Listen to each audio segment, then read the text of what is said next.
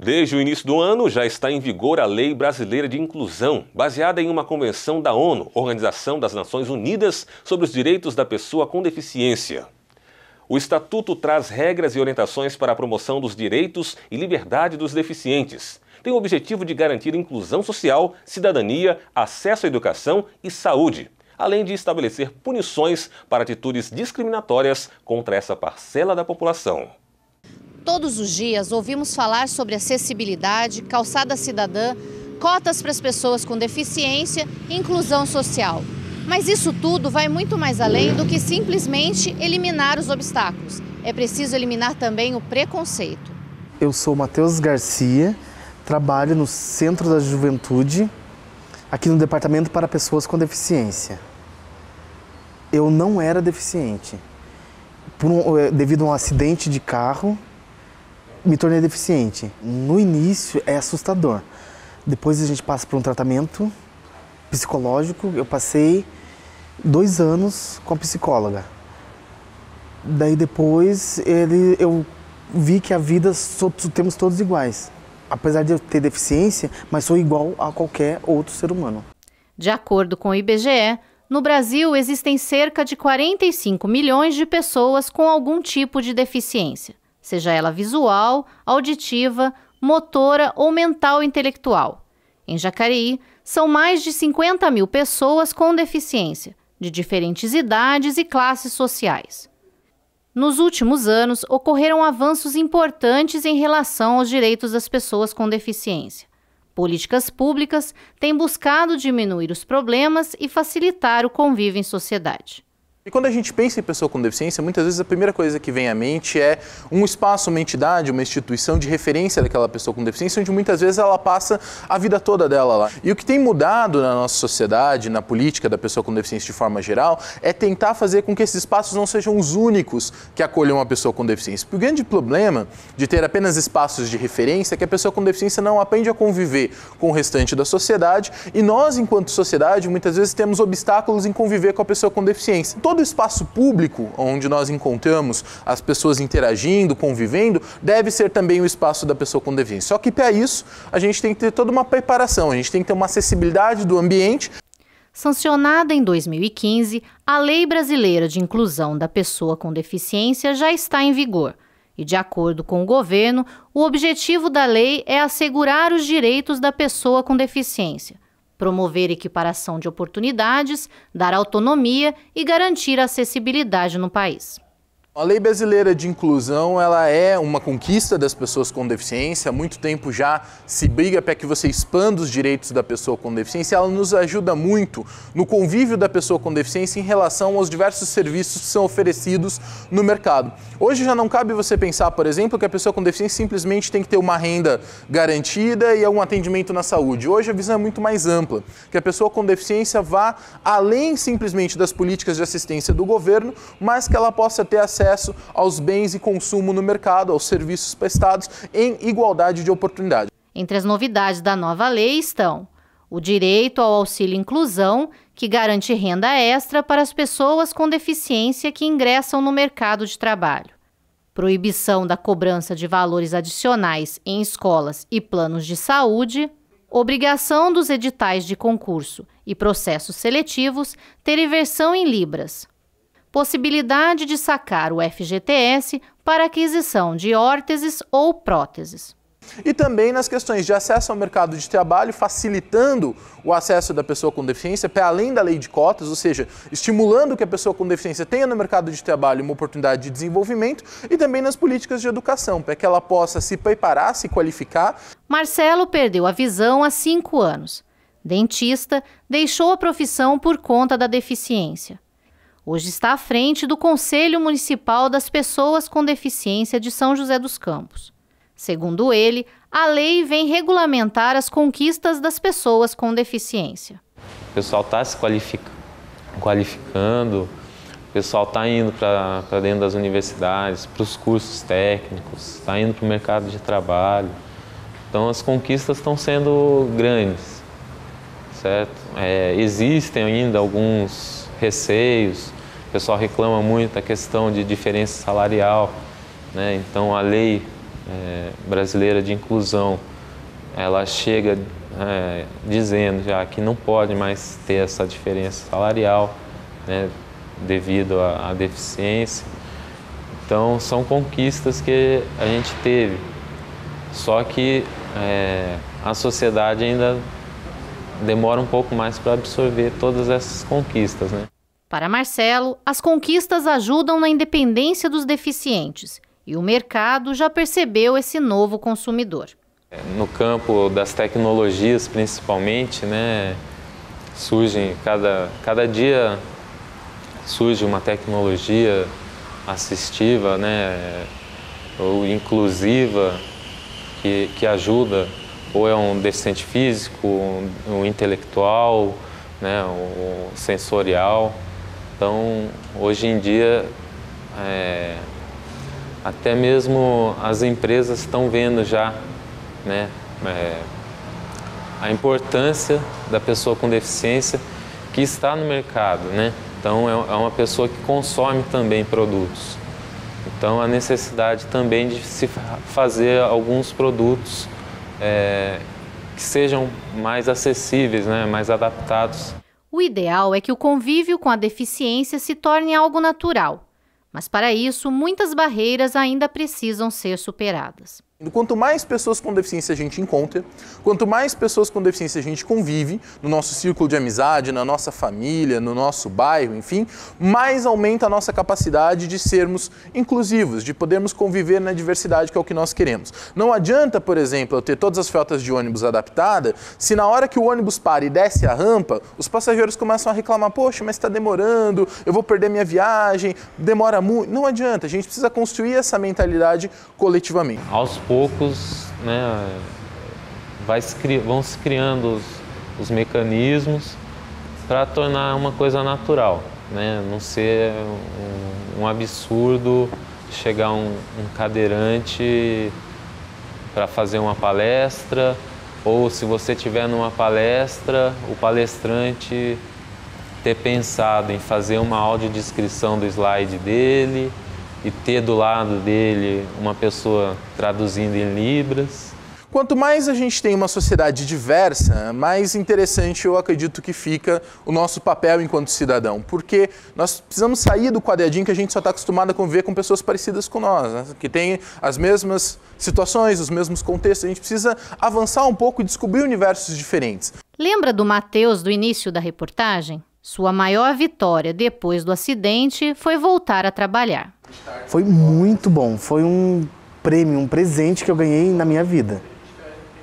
De voltar a trabalhar junto com pessoas que me respeitam e têm acessibilidade no prédio todo.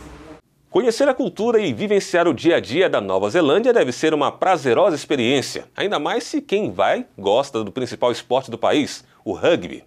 E é isso que vai acontecer com Matheus Augusto, atleta do Jacareí Rugby. Depois de ser selecionado pela Confederação Brasileira de Rugby, ele irá embarcar e passar 6 meses no país para se aperfeiçoar no esporte. A reportagem é de Ícaro Leal.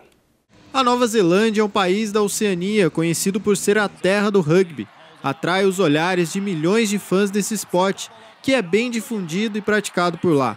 O local é a terra dos All Blacks, lendária seleção neozelandesa de rugby.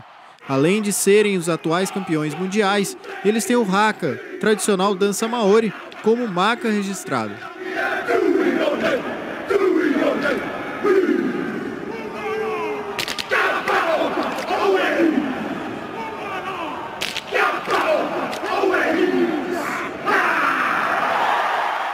E é lá que o atleta do Jacareí Rugby, Matheus Augusto, irá desembarcar no mês de março. O jogador foi contemplado com bolsa de estudos e treinos de rugby por 6 meses. Tudo isso por ser eleito o melhor jogador juvenil do país na temporada anterior. E ele não é o primeiro aqui da cidade a viver essa experiência. Seu xará, Matheus Cruz, foi para a Nova Zelândia em 2014 e fala muito bem do que viveu por lá. A Nova Zelândia é um país em que deve estar na 10ª geração que jogam rugby. Então, e o Brasil a gente está chegando na 2ª no máximo. Poucos tiveram pais que já jogaram rugby. Então a gente tem muito que aprender tanto sobre valores e cultura, mas eu creio que o Brasil pode chegar num patamar alto no rugby, como já tem chegado no alto rendimento, e também pode chegar nessa parte cultural, nessa parte de conceitos e valores.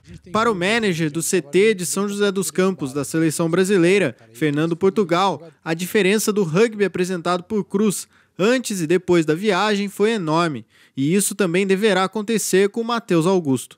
A gente tem hoje o Matheus Cruz, que é um exemplo também do Jacareí. Era um atleta já com boa qualidade de movimentos, um bom potencial, conhecia o jogo, e daí ele volta a outro jogador. Tudo mais natural, todo o conhecimento que é passado para ele, ele absorve muito mais naturalmente, consegue absorver mais e tem mais ambição também, porque ele vê que o rugby tem um universo gigantesco aí no mundo afora, que ele tem possibilidades e que a gente pode fazer isso aqui no Brasil. Matheus Augusto já pediu conselhos e dicas ao colega de time, que já foi para o mesmo destino que ele. Pediu dicas para ele já, alguma coisa assim? Já, bastante coisa, porque ele sabe, ele foi há pouco tempo e me passou um pouco de experiência de lá. Sempre dou uns toques, fiquei bem feliz quando eu fiquei sabendo, bem feliz mesmo, porque a gente conversava, né? Falei, você vai para Nova Zelândia ainda, cheguei já a falar isso para ele. Matheus Augusto tem 17 anos e começou a jogar rugby aos 12 anos na escola.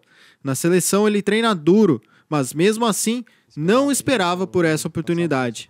Não, principalmente também por causa da minha idade. Eu sou novo, tem bastante cara que já está aqui faz tempo e nem imaginava isso.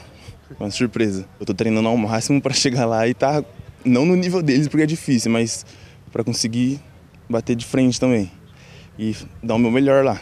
Portugal destaca a importância de Matheus viver e ter essa grande experiência. Se um neozelandês vier jogar futebol aqui no Brasil, não é só que ele vai receber informação de futebol do treinador ou de com quem ele joga, do torcedor, da pessoa que ele divide a casa, do padeiro, todo mundo sabe um pouco de futebol.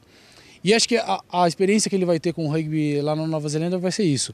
Não é só com quem ele joga que ele vai receber informação, dos treinadores que ele tiver contato que ele vai receber informação, mas de todo mundo.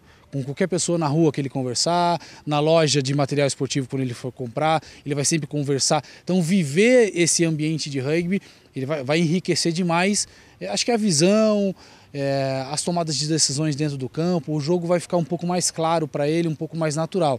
Viver isso é excepcional. E o Matheus é um cara que tem um talento, um potencial enorme, é muito por isso, pelo que a gente acredita do que ele pode ser, e muito pelo que ele trabalhou no ano. Matheus, agora é arrumar as malas e aproveitar ao máximo essa chance. Tô animado, não vejo a hora. É mês que vem já tá aí. Parabéns então ao nosso atleta representando o Jacareí e o Brasil, né? Boa sorte para ele. Hora de viajar no tempo e conhecer um pouco mais da nossa origem. O terceiro episódio da série Memórias de Jacareí conta hoje a história do prefeito Antônio Nunes de Moraes Júnior, conhecido na cidade como Toninho Nunes. O filho dele, Antônio de Moraes Neto, vai relembrar a trajetória desta importante figura política jacareense. Toninho Nunes governou o município por 2 vezes, entre as décadas de 60 e 70, mas também é muito lembrado por ter sido um pracinha, participante da Segunda Guerra Mundial.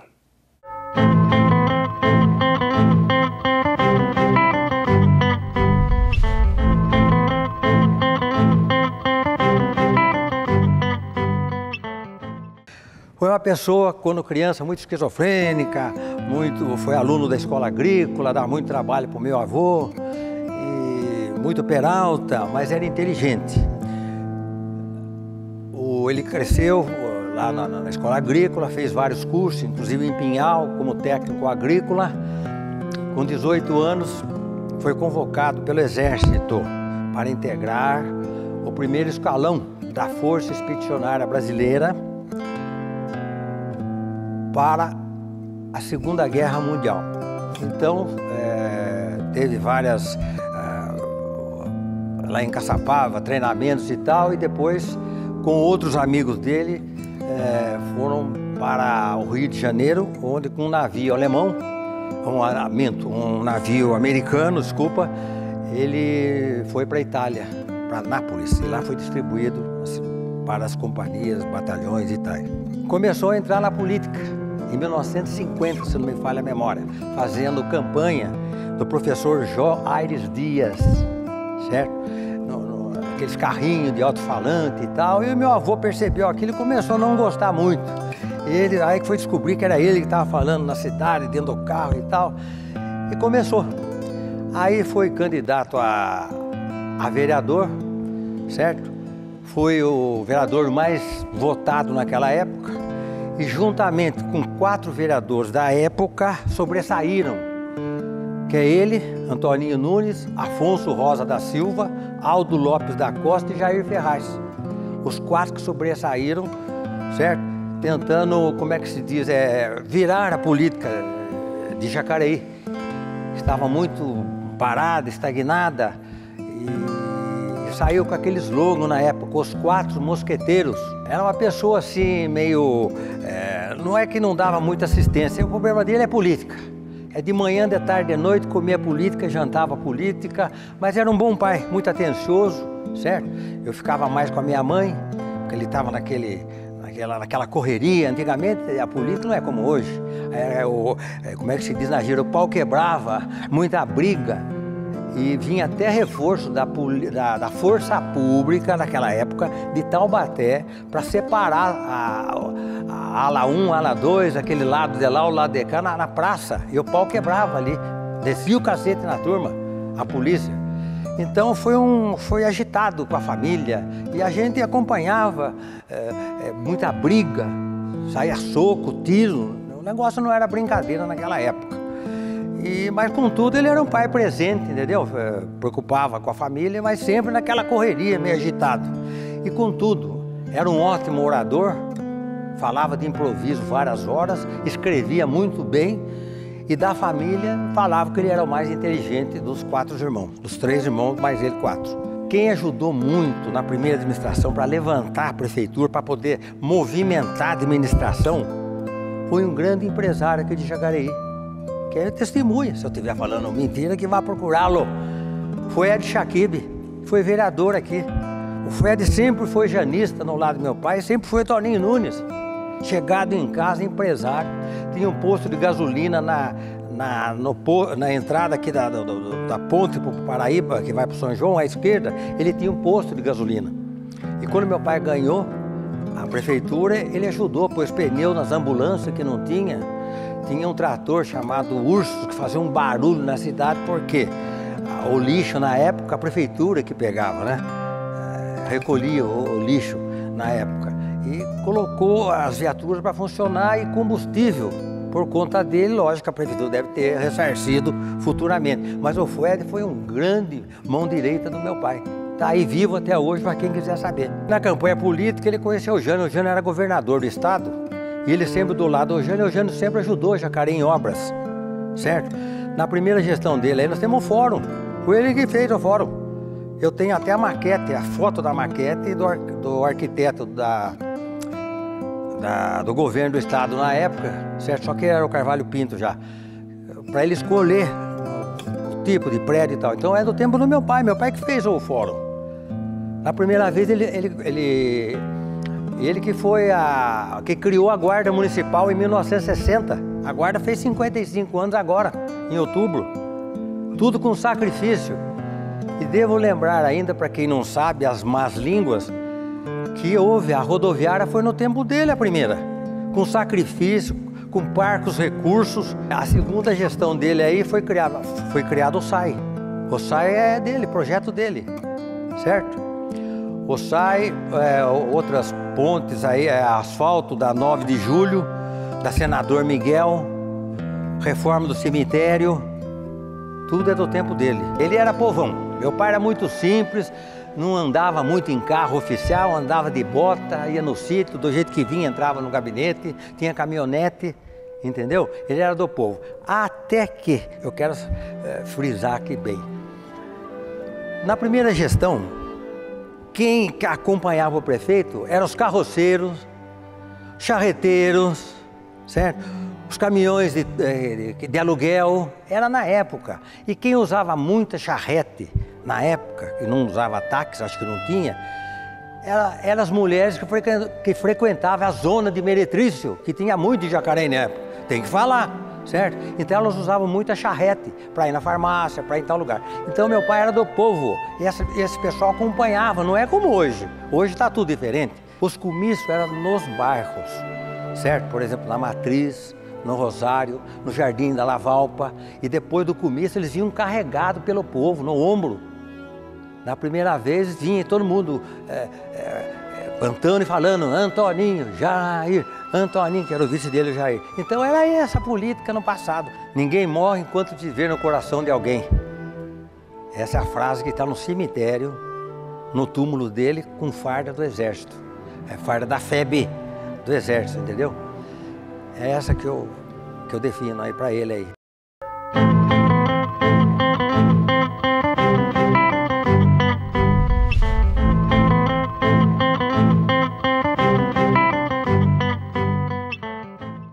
Bom, e na próxima semana você vai conferir a história do prefeito José Cristóvão Arouca, o Aroucão, que comandou Jacareí no começo dos anos de chumbo, em 1964.